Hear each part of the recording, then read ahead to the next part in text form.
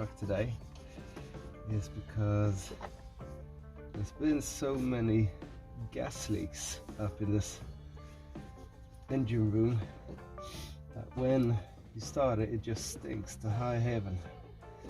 And yeah, just want to get it cleaner than it was. And already when I just blew it with the compressed air, there was like little pockets of diesel in and around here, on the engine block and around this air filter.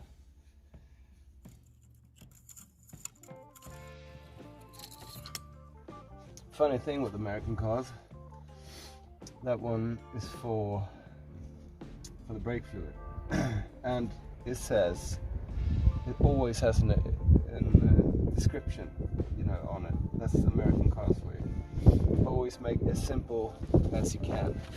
Some people I've heard, we'll talk to, say that they almost get offended, like they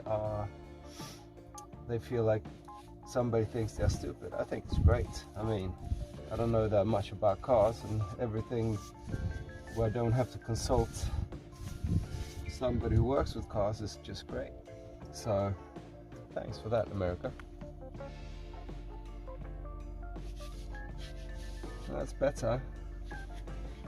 It's still dirty as hell, but I think I've got rid of the worst of the spill. This car really stank. Quite an impressive motor, and as you probably heard when I started up, it clucks like an old tractor. It's really, it has an impressive sound. And this body is, and this body type and this car type has been my dream car for ages. So when I got the chance to get my hands on this for really cheap, I sort of ignored all the warning signs that it had a lot of work to do, and bought it. But it's an old car. It's got 33,000 Swedish miles in it, and surprisingly, when this car has fuel, oil, and the starter works, it just kicks on. You know, it's a beast, absolute beast. But you realize also as well that when this car doesn't have four-wheel drive, it's useless, because it's so front heavy. I mean, the back is really light, and it's back wheel driven when it's two wheels, when you disconnect the four-wheel drive. So it's heavy as hell, and if you get into a little rut or something, it can't manage.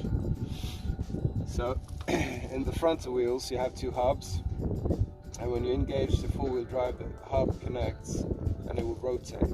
So that doesn't connect right now, and I think either it's that the hubs are worn down, or that's like it's a thing that goes out, that pushes the spokes out and locks the wheel down. I think that might be a bit, it needs to be taken apart and oiled and greased, or, you know, just replaced.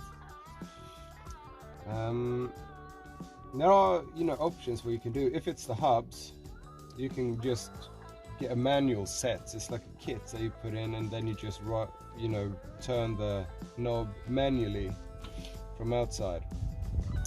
But I really would like to have it from the inside, and my plan is to fix this car up. Luckily I got a lot of years in front of me, so that's good.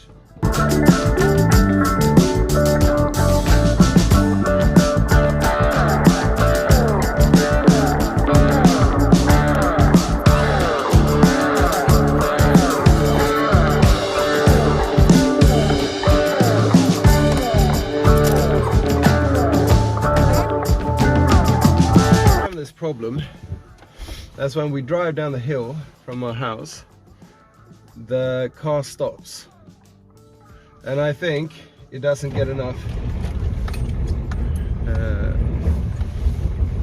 enough fuel.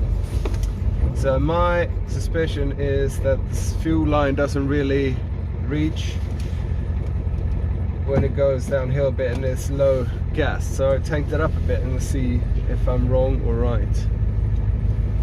Starts like a dream. There's my daughter Olivia holding the camera. Say hi. Hi.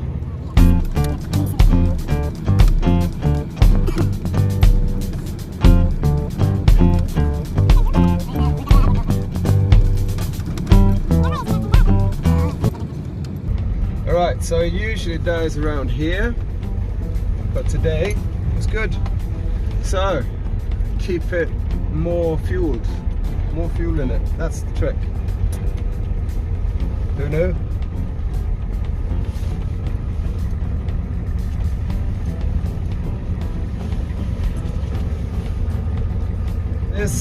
This car is a 1992 Ford F250 XLT Lariat, and it has a V8 inside, and it's automatic with an overdrive button. So press this button, you can kick it to overdrive, but I don't really need that now. And the engine, 7.3 litre diesel V8, and they use this engine in machines that you have in the forest, like harvesters and stuff like that. So it's a big machine.